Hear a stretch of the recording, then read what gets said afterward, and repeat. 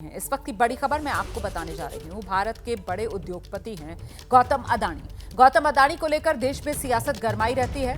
विपक्ष लगातार मोदी सरकार को गौतम अदानी के नाम पर कटघरे में खड़ा करता है और अब गौतम अदानी पर अमेरिकी कोर्ट की तरफ से गंभीर आरोप लगाए गए हैं। प्रोजेक्ट पाने के लिए रिश्वतखोरी के आरोप जो अदानी ग्रुप पर लगे हैं। अदानी ग्रुप ने 2029 करोड़ की रिश्वत की पेशकश की। अमेरिकी निवेशकों से झूठ बोलने का आरोप भी लगा है। गौतम अदानी समेत 8 लोगों पर यह आरोप है।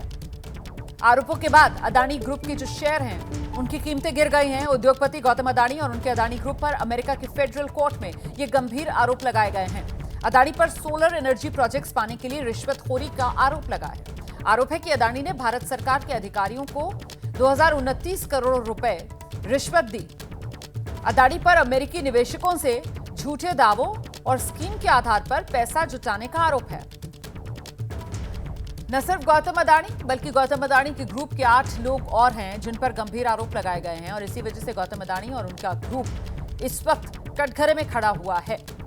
इसका असर आज गौतम अदानी के कंपनीज की शेयर की कीमतों पर भी देखने के लिए मिला। भारतीय शेयर बाजार में गौतम अदानी ग्रुप के शेयर्स आज धड़ाम हो गए। बड़ा सवाल यह कि क्या यहां से गौतम अदानी की मुश्किलें बढ़ेंगी, क्योंकि गौतम अदानी के नाम को लेकर सियासी घेराबंदी एक बार फिर से शुरू कर दी गई है। इस क्रम में कांग्रेस पार्टी सामने आई है और कांग्रेस पार्टी की तरफ से एक बार फिर गौतम अदानी मामले में जांच के लिए जेपीसी की मांग की गई है। देखिए अभी तक क्या हुआ ये समझिए आप। अमेरिका की न्यूयॉर्क फेडरल कोर्ट में ये आरोप गौतम अदानी और उनके ग्रुप पर लगे। गौतम अदानी समेत 8 लोगों पर ये आरोप लगे हैं। धोखाधड़ी के ये आरोप लगे हैं गौतम अदानी और 8 अन्य लोगों पर। सोलर एनर्जी प्रोजेक्ट पाने के लिए रिश्वत दी गौतम अदानी ग्रुप की तरफ से 2029 करोड़ रुपए की रिश्वत दी गई। भारत सरकार के अधिकारियों को रिश्वत का यह पैसा पहुंचाया गया, ये आरोप लगा है न्यूयॉर्क फेडरल कोर्ट में। और साथ ही जो अमेरिकी निवेशक हैं उनसे झूठ बोला गया। देखिए अदानी पर 2029 करोड़ रुपए की रिश्वत देने का आरोप लगा है। भारत सरकार के अधिकारियों को अमेरिकी निवेशकों से सच छिपाया गया, झूठ बोला गया, ये आरोप लगे न्यूयॉर्क फेडरल कोर्ट में। ये गंभीर आरोप लगे हैं गौतम अदानी पर। झूठे दावों और स्कीम के आधार पर पैसा जुटाने का काम गौतम अदानी ने किया है।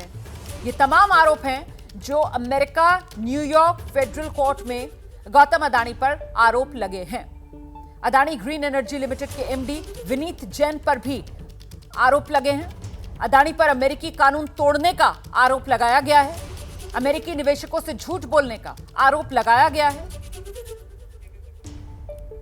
तो अमेरिका में गौतम अदानी और उनके समूह पर ये जो गंभीर आरोप लगे हैं, इसके खिलाफ अब कांग्रेस एक बार फिर मोदी सरकार पर हमलावर हो गई है। कांग्रेस के महासचिव हैं जयराम रमेश, कह रहे हैं हम तो लगातार अदानी के घोटाले को लेकर सवाल उठा रहे हैं और अब एक बार फिर कांग्रेस की तरफ से जयराम रमेश ने जेपीसी जांच की मांग की है।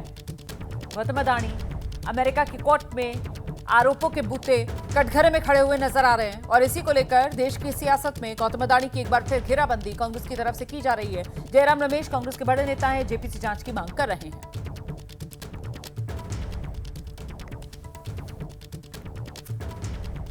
कांग्रेस कह रही है हम लगातार अदानी को लेकर सवाल उठा रहे हैं। अमेरिका में आरोप जिस तरीके से लगे हैं अदानी पर, उसके बाद एक बार फिर कांग्रेस के निशाने पर गौतम अदानी आ गए। अदानी घोटाले की जेपीसी जांच करवाई जाए, ये मांग कांग्रेस पार्टी की तरफ से की जा रही है।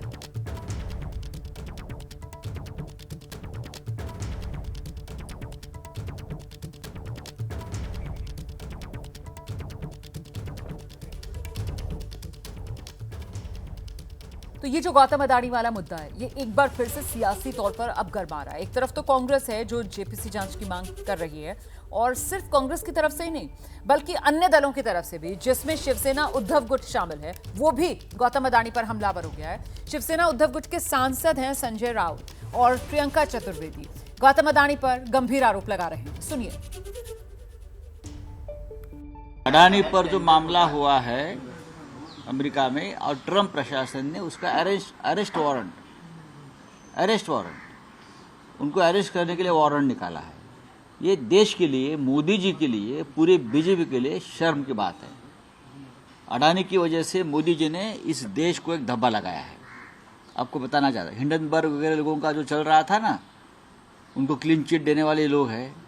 इसलिए तो महाराष्ट्र में जो लड़ाई हुई चुनाव की, कि हम महाराष्ट्र को अडानी राष्ट्र नहीं बनाना चाहते हैं, सब कुछ खरीद लेंगे, सब कुछ बेच देंगे।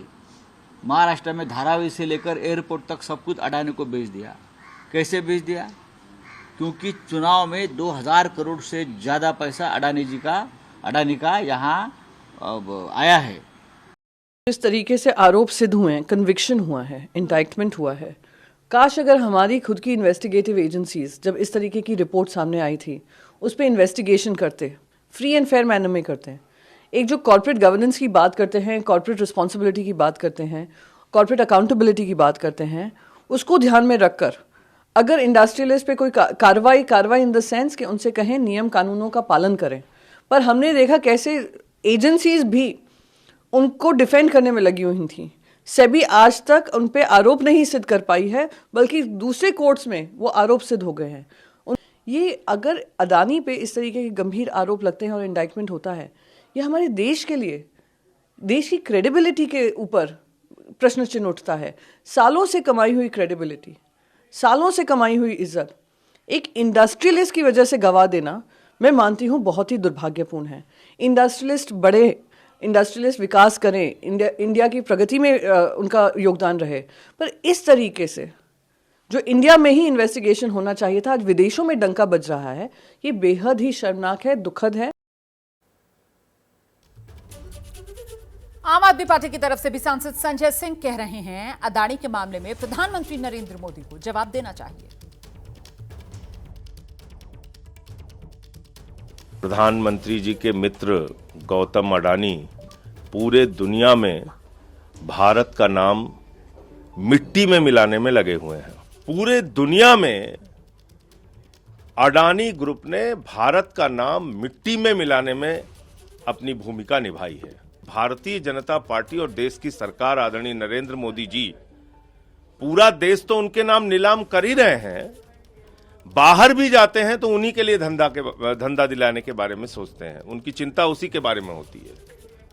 आप देखिए प्रधानमंत्री की यात्राएं जहां जहां हुई हैं विदेशों की, उन सारी जगहों पे अडानी को ठेका मिला है। भारत के प्रधानमंत्री को सामने आकर इसका जवाब देना चाहिए।